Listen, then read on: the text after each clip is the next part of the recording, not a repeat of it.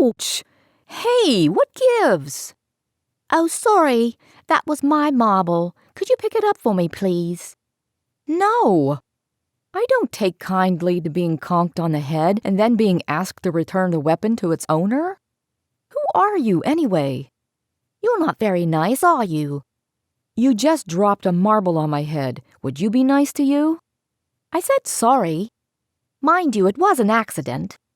What's your name? The one and only Matilda Braithwaite, at your service. It's Wednesday afternoon. Why aren't you in school? And when did you move into the apartment building? Well, if you must know, my family moved here 6 months ago from England. My father took a job with the steel company. We're just living here in this poor people apartment for now, until we find a better home. Are you poor? I guess I am. So why aren't you in school? I don't know. They just sent us home. What's your name? Lacey Stocking. That's a naughty name. Are you a naughty girl? I beg your pardon? My grandmama told me women with red hair were not to be trusted. Uh-huh. How old are you? 10. Well, that's my ride. I have to go. Are you going to be naughty on some street corner? What? Someone needs to introduce your mouth to a bar of soap. I just met the strangest girl. I didn't even know she lived in the building until today. Well, we've been really busy. Speaking of which, Marelli called just as I was about to leave the office. And what did our favorite police sergeant have to say? There was an accident at the elementary school. A little boy fell down the steps and is now in critical condition. Oh my God, that's awful. But what does this have to do with homicide? Nothing. He just happened to be in the area when the call came in, but the parents of the boy want someone to look into the accident, so he sent them our way. The father is going to meet us at our office while the mother stays with her son at the hospital. I don't know what we can do, but I said sure. That would explain Matilda. Who's Matilda? The girl in my building? I asked her why she was home from school. She didn't know, but that didn't stop her from accusing me of being a prostitute. This is where I came in.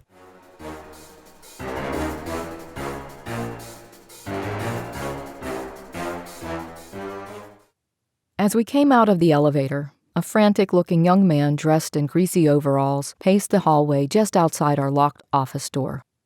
How do you do? I'm Hardley Witt, and this is my partner, Lacey Stocking. You must be Sam Royeski. Sergeant Marelli told me I could come and talk with you. He filled us in on your situation. I'm sorry to hear about your son. How is he? They're still running tests, but it doesn't look good. The missus and me, we're trying to stay optimistic. What's his name? Clint. He's only 8 years old. This Marelli guy, he said you might not be able to help us because you're usually dealing with the serious stuff. Usually, but why don't you tell us how we can help you? I wouldn't be here if... how do I say this? Do you know how sometimes you just know things or feel things in your gut, you know?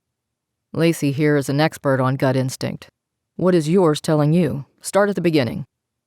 We were told that Clint was roughhousing with some other boys near the stairs as the students were on their way back to homeroom from an assembly.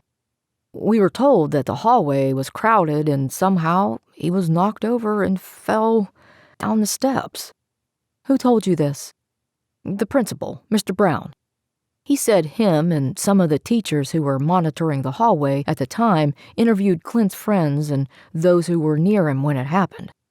Who are these other boys? Let's see. Tim Lawson, Joey, what's his name? Antonelli, and Jonny Walsh. They all live in my neighborhood. Johnny's my little buddy. I've lost many a game of stickball to those boys. They're good kids, all of them. But Clint has asthma. He doesn't horseplay. He knows if he does, he'll start coughing. His friends know this too. Do you suspect that someone is lying? I don't like calling folk liar unless they are, but this story doesn't sit right by me, that's all. Which part bothers you the most, other than the roughhousing bit? Well, Clint's a good kid, a shy kid. He doesn't do anything to get in trouble. Heck, I wonder if he's really my son because there ain't a lick of sass in that boy. He never talks back to his mama or me. I'm just going to come out and say it. I think he was pushed on purpose, and they're just covering their tracks hoping nothing happens to him. You think one of the other students did it? Yep. Why, I don't know.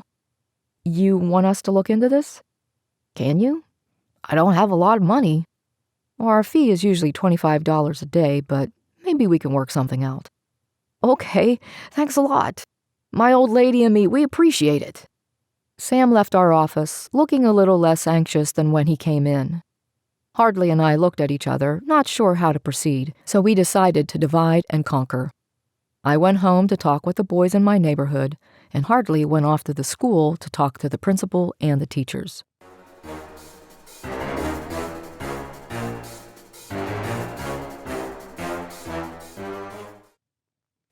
Hey, Jonny, wait up. Oh, hey there, Lacey. Why aren't you out playing Dick Tracy? I am, actually. I came to talk with you and your pals. Oh, no, not you, too. Since you know what I'm talking about, we can get through this lickety-split. Aw, gee, Lacey. I told Mr. Brown everything. So let me get this right. You and your friends were roughhousing in the hallway, and Clint fell down the steps. Is that correct?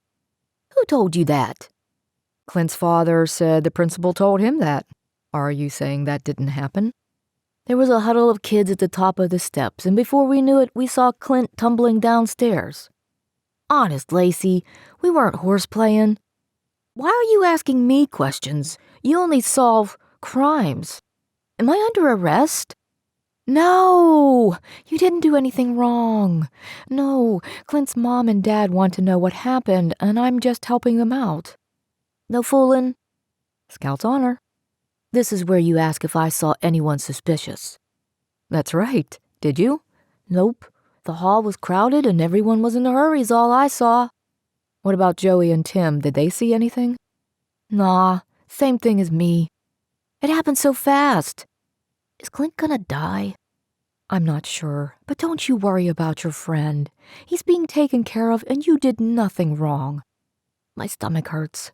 I'm gonna go home now. Okay, we'll talk later? Yeah. I watched Jonny Walsh drag his feet all the way back to his apartment building, my heart breaking for the little guy.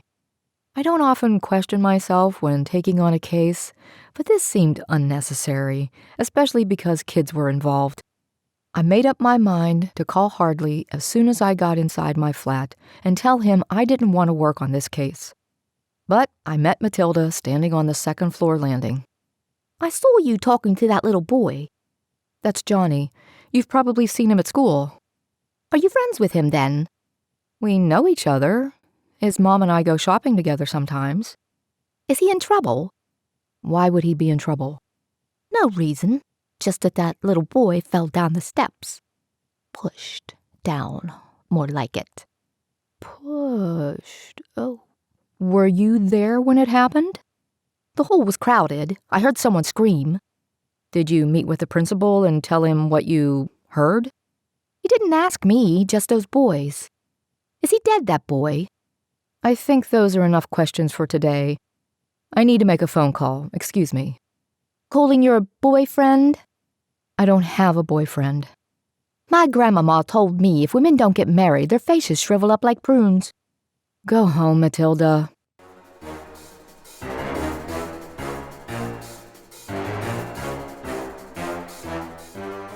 I called Hardley at our office, but he wasn't in, so I did the next best thing. Made myself a sandwich and ate it while I made a list of what I needed from the grocery store. I got everything I could out of Jonny and didn't see a need to talk with his friends, so my work was done for the day. I trusted Jonny. He was upset and I didn't want to upset him more. A few hours later, on my way out the door, I heard a stampede of boys racing down the stairs. It was Jonny's friends, Joey and Tim. I was about to tell them to slow down before they got hurt, but I heard other voices coming from upstairs. One was Jonny. The other sounded like Matilda, but something was different. I have to catch up with my friends. Just come in for a second. I want to show you the toy my mother brought me. Can't you just bring it to school tomorrow? No, it might break. It'll only take a minute. My mother told me never to go in someone's apartment unless I knew them. I don't know you. Why don't you ask her and then come over tomorrow? Oh, all right. This toy better be good. It's the best thing you'll ever see. I'll be the judge of that. Jonny left. I stood in the hallway just outside my door, scratching my head. Matilda suddenly lost her accent. She was probably just pulling my leg the entire time. I felt like an idiot for believing her. All kids do silly things in the name of pretend. So what if Matilda adopted an English accent? She wasn't hurting anyone, although it did explain why the accent sounded a bit off. I strolled down the hall toward the stairs, remembering the first time I met Matilda. I covered my head just in case another marble accidentally fell from above. As I started down the steps, I gazed up. Matilda stood over the railing, watching me. There was a look in her eye that I had seen one too many times as a detective. My skin crawled. The hairs on the back of my neck stood up. I gazed up again. She narrowed her eyes, turned on her heel, and slammed the door to her apartment.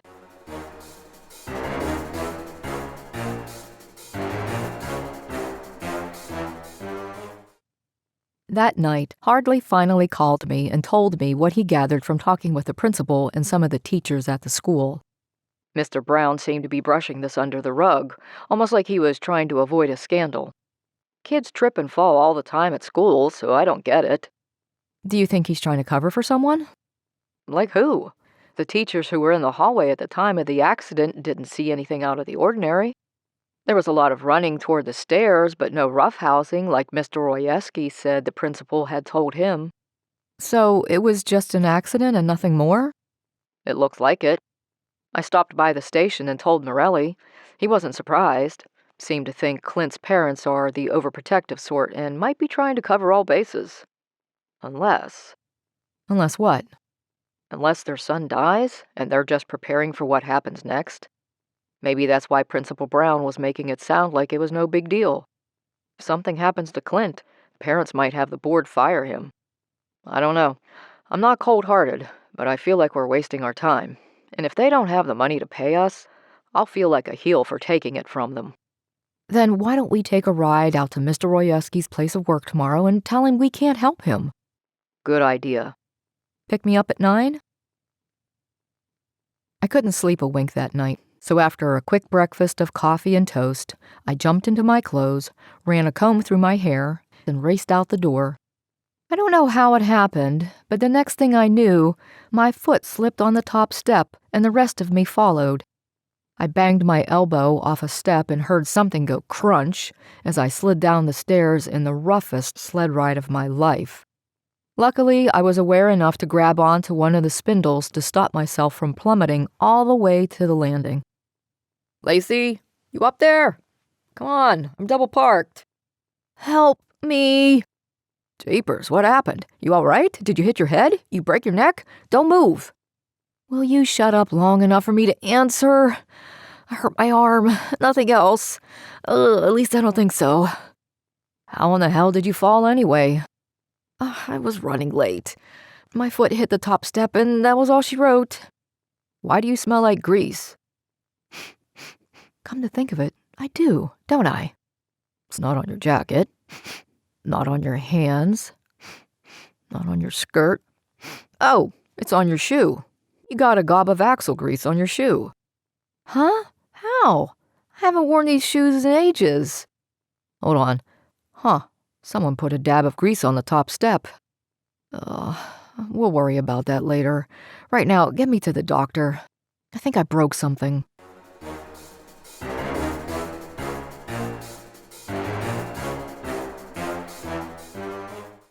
It turned out I did in fact break something. My wrist.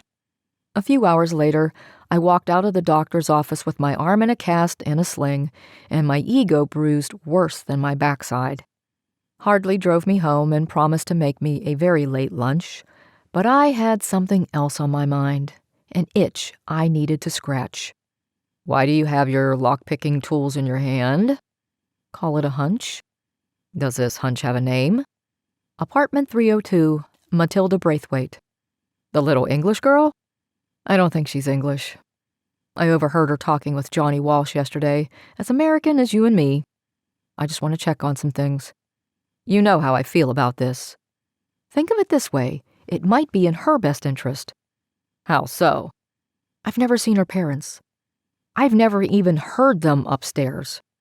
You're thinking, what? You don't have to go if you don't want, but I'm going to do this.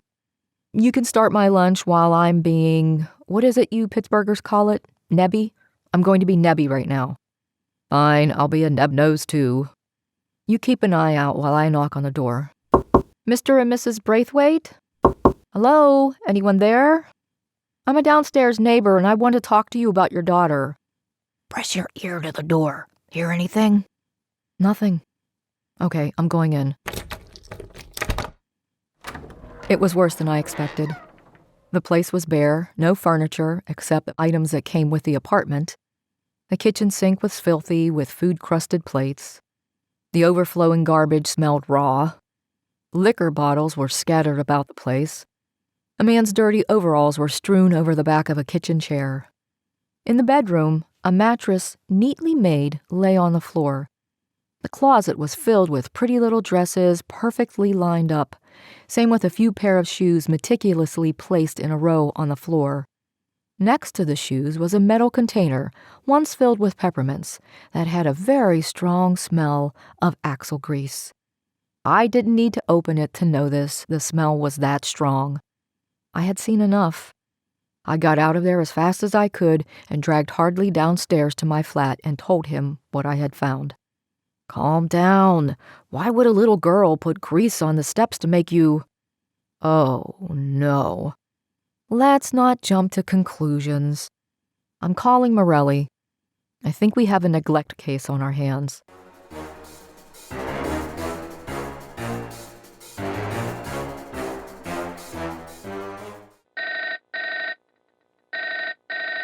Marelli here. It's me, your favorite pain in the butt. Hey, can you send someone over who deals with child negligence? My 10-year-old neighbor upstairs seems to be living in a rough situation. Maybe someone can take a look into it? It's getting late in the day for family services, but I can have a few of my men come over and speak with the parents. Well, that's just it. I don't see... Hardly, what's going on out there? Tell that no-good partner of yours he owes me money. I'll take a look. What's going on? It just sounds like kids are playing upstairs. Marelli, I'm going to go and see what this is about. Can you send your boys over now, please? Okay, later. Come on, Hardley. You did it. I did not. I'm going to tell everyone you did. The principal will have you arrested. For what? I didn't do anything. You pushed Clint down the steps. I saw you. Did not. I have a busted wing. Maybe you should handle this. I'll be right behind you. It happened so fast that it caught us completely off guard. Hardley walked up the stairs to the 3rd floor just as Matilda pushed Jonny down the steps. Hardley caught him in his arms before anything bad happened. I raced upstairs and grabbed Matilda by the arm with my good hand and dragged her kicking and screaming into her apartment. Let go of me. I'll have my brother beat you up. Calm down, little girl. What on earth is wrong with you? Why did you push Jonny? That little brat had it coming. Calm down, hear me? Take a deep breath, and you can drop the accent. I know it's fake. Where's your mom and dad? And don't you cross your arms and hold your breath. That's not going to work on me. Just answer the question. I sent Jonny home. How is he? Shaken up, but he'll be okay. Well, young lady. Mind telling us what this was all about? Who are you? Name's Hardley. I'm a private detective. Nuh-uh. So is she. That's the dumbest thing I ever heard. Girls can't be detectives. It's true. And there are 2 cops on their way over here to talk to you. Why? Did you have something to do with that little boy falling down the steps at school? No. Did you have something to do with the axle grease on the top step? The one I slipped and fell on? See this cast? That's because of you. We both saw you push Jonny down the steps. You can't deny that. So what? Why don't we sit down and have a talk? Maybe you can tell us what's going on here. They'll have to torture me to get me to talk. We can arrange that. Where are your mom and dad? Dead. Who do you live with? My brother. And where is he? Drunk. You can't live like this. You need help. The police took me away before, but I always run away. Don't you want to live in a proper home and have someone look after you? I can take care of myself. No, honey, you can't. You're only 10. Hello? Hardley and I are going to talk with a policeman outside in the hallway. You stay put. We'll be right back. We shared our suspicions with the 2 police officers. They felt it was best to take Matilda in and find her a place to stay until they could find her brother. But as we went back inside the apartment, we found it empty. The window to the fire escape opened. Matilda had run away, just like she said she would. 2 weeks later, the police found Matilda and her brother heading toward Philadelphia. The 2 had been on the run for over 3 years, mainly because of Matilda. She was a troubled child who had fits of violence and lived in an imaginary world ever since their parents were killed in a car accident. Her brother Michael wasn't a minor and tried his best to take care of the both of them, but he had taken to drinking as a way of coping and couldn't hold a job, so they moved from town to town when authorities caught on to them. He eventually signed away his rights to Matilda, who is now living in a home for troubled children and is under the care of a psychiatrist. Clint Royeski made a full recovery and is happy to be back at school, not roughhousing with his pals. My arm healed from the fall, but I developed a habit of checking the steps for slippery goop, just in case. I also told Hardley and Marelli that I never wanted to work on a case that involved kids again. It was just too painful.